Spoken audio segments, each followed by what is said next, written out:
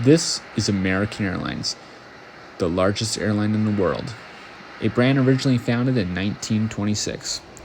What most people don't know, however, is that the company known as American Airlines is actually a little-remembered U.S. airline called America West. This is the story behind how America West went from a small low-cost airline to the world's largest international airline. Low-fare jet travel isn't the same anymore. My assigned seat. This is a low-fare airline? It's complimentary. This is a low-fare airline? At America West, every employee is an owner, so with less fare, you get more care. Cocktail? It's part of the service. To Phoenix, the West and Midwest. America West Airlines. America West was founded in 1983 at Phoenix Sky Harbor International Airport. Born shortly after the deregulation of the U.S. aviation industry, America West sought to replicate the success of other low-cost carriers such as Southwest Airlines in Texas. The airline found its market by connecting Phoenix to short-haul destinations using a fleet of 3 Boeing 737-200s. The aircraft sought to differentiate itself by being low-cost but not no-frills. The airline offered assigned seating, free newspapers, and even free cocktails aboard its flights. The airline kept its costs low in other ways. As an example, employees often had 2 roles. Pilots doubled as dispatch agents, and flight attendants doubled as ramp agents and worked the ticket counters. The airline saw early success, and by the end of its first year had grown its network and increased its fleet to 11 aircraft. Growth was so rapid that within a few years, America West partnered with Phoenix to construct a new terminal for their operations. A secret to America West's early success is also credited to the airline's employee benefit program, which included many benefits unheard of in the U.S. aviation industry at the time. During these troubled times in the airline industry, with its almost constant labor strife, the employee ownership attitude differentiates America West from other internally torn-apart airlines. Again, that word innovative pops up. Rarely in American business today do you see an airline that puts this kind of time and effort into its employee workforce. These programs include a stock purchase plan, a cash profit sharing plan, and an annual award of incentive stock options. You have a formula for success that cannot lose. You have a formula for success that will translate directly into the economic benefit of the employee shareholders, employees who are motivated by the fact that they own a piece of this major success story in the future. It's the knowledge that if I work hard, I'm going to be influenced by the positive things that happen to my company. And the better my company does, the better I'll do as a result. We think that that's an unbeatable combination. Airline employees also enjoyed other benefits, such as 24-hour child care to take care of their children when they were traveling for the company. These benefits, along with the low fares, allowed America West to grow rapidly, and as the airline entered the late 80s, things started to look really good for the small airline. Here, sipping this delightful beverage and dining on mahi-mahi, you might think I was in Hawaii. I might think I was in Hawaii. Precisely the idea behind America West service to Honolulu. America West Airlines announces Hawaii for less, from $304 round trip. But hurry, you must purchase tickets by February 8th. For reservations, call your travel agent or America West Airlines. Across the U.S. and Pacific, what we serve is you. By the late 1980s, the airline had stabilized its financial standing and was looking to expand its network internationally. The airline was able to acquire 3 Boeing 747-200s, with plans of inaugurating service to Honolulu. From Honolulu, the airline had plans to operate a base that would connect the island to Pacific destinations, including Sydney and Tokyo.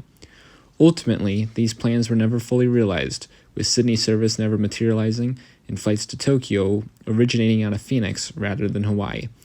The arrival of the 747s showed that America West intended to grow beyond being a small regional airline based in Phoenix to a major airline capable of connecting passengers to destinations around the world. While flights to Hawaii were popular with passengers from Phoenix looking to reach the islands nonstop, they proved to be financially difficult to maintain. At the same time, fear of the effects of the Gulf War resulted in the airline offering tickets at 50% off. While popular with passengers, the sale resulted in the airline flying full flights with lost revenue. Despite these challenges, America West continued to push to expand service to Japan. While they had been denied landing slots in Tokyo, America West instead opted to fly to Nagoya from Honolulu. The route was a failure and brought the airline significant losses. The losses brought on by the failed Pacific expansion and the effects of the 50% off sale became too much, and by 1991, the airline had no further options left but to declare Chapter 11 bankruptcy. For America West Airlines, this is the roughest it has yet had to weather. The hot season began with a suspension of lease payments, followed in a few weeks by a filing for Chapter 11 bankruptcy. Next came the announcement of second quarter losses, $30.9 million. Routes, service, and salaries have been cut back, but the worst is yet to come. Employees are being prepped for the inevitable layoffs. To workers who are also mandatory stockholders, this bankruptcy is a doubly nerve-wracking experience. Nevertheless, the attitude presented to the public is one of chin up. The commercial traveler will notice the free drinks and newspapers are missing, but will not realize he or she is riding in a possible solution. America West would spend 4 years in bankruptcy, and it would have significant effects on the future of the airline. The 747s and associated routes were sold off overnight, and employee benefits drastically reduced. Employee-owned stocks became worthless while pay was reduced 10%. The airline would reduce its overall fleet size, cut back its network, and end all international service. Employee morale reached an all-time low, with many employees facing an uncertain future with the airline. In 1994, the airline was ready to emerge from bankruptcy with new changes. The airline was now smaller, both in terms of network size and fleet size, than it was before. America West had a unionized workforce for the first time, and cross-utilization was ended.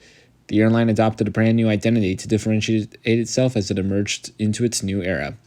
While some passenger luxuries like free drinks were eliminated in the reorganized airline, others like free newspapers remained.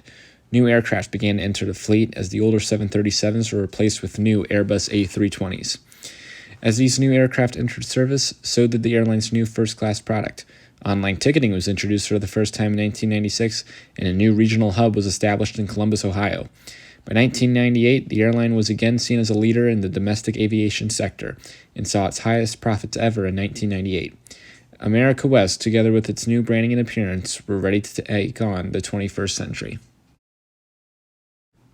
On September 1st, 2001, Chief Financial Officer Doug Parker was named CEO of America West.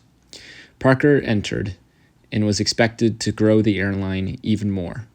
However, no one could have predicted what would happen just 10 days after he arrived on the job.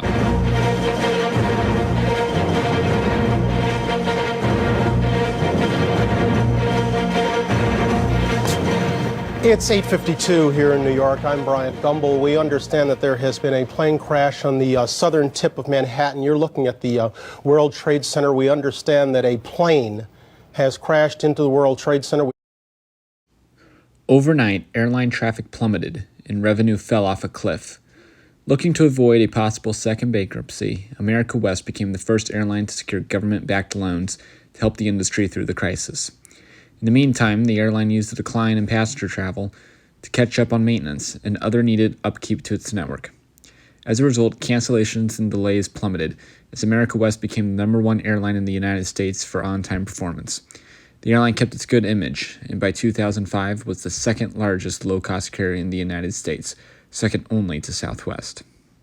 As America West entered the mid-2000s as a strong, high-performing carrier, there was one aspect of the company that it had never been able to achieve: East Coast destinations with a large international presence.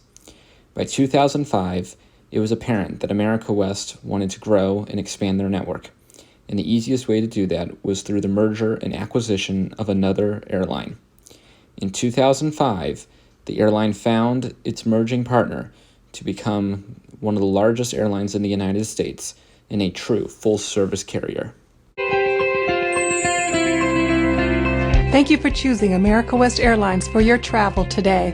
The men and women of America West have been pleased to serve you since our startup in 1983, when we began service from Phoenix with just 3 airplanes to 4 cities. We've grown a lot over the years, becoming the nation's 8th largest airline, but nothing compares to the growth we are about to experience as we merge with U.S. Airways. The new merged airline will be called U.S. Airways and will become the nation's largest low-fare, full-service airline. In 2005, America West was looking to break out of its Phoenix low-fare bubble and become a true national full-service airline.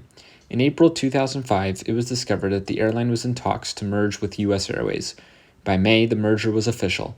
America West would emerge as the surviving company, taking on the U.S. Airways brand and name. America West described the merger as taking the low cost of America West with the East Coast network in full service of U.S. Airways. Doug Parker and other senior America West management would continue in their jobs. The company maintained its headquarters in Tempe, Arizona, and its iconic call sign Cactus. America West had just become U.S. Airways. The new U.S. Airways accomplished many goals that the old America West was unable to do. The airline had a decent-sized international network, including multiple destinations in Europe, including Dublin, London, and Amsterdam.